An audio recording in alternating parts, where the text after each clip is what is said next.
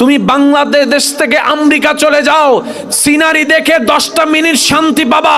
কক্সবাজারে গিয়ে ঢেউয়ের মধ্যে গেলে কিছুক্ষণ তুমি আনন্দ করবা, 10 দিন পরে সেই কক্সবাজার তোমার কাছে বোরিং লাগা শুরু হয়ে যাবে, সে সিডনি তোমার কাছে বোরিং লাগা শুরু হয়ে যাবে, মালদ্বীপ তোমার কাছে বোরিং লাগা শুরু হয়ে যাবে।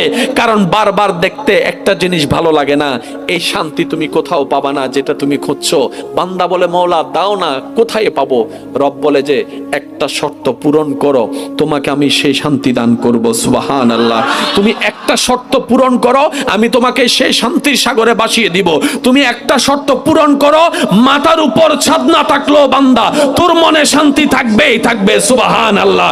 তোর ঘরে খাবার না থাকলেও শান্তি তোর অন্তরে থাকবেই থাকবে। বান্দা বলে মওলা আমি শান্তি খোঁজার জন্য ঘর বানিয়েছি, শান্তিটা পাই নাই, বিয়ে করেছি, শান্তিটা পাই নাই, সন্তান এনেছি, শান্তিটা পাই নাই, ব্যবসা করেছি, শান্তিটা পাই নাই, আমি রিক্সা ছেড়ে বাজারও গাড়িতে চলেছি, শান্তিটা পাই নাই। তুমি কি বলছো মওলা এগুলা ছাড়াও শান্তি পাওয়া যায়? রব বলে যে হ্যাঁ পাওয়া যাবে, পাওয়া যাবে।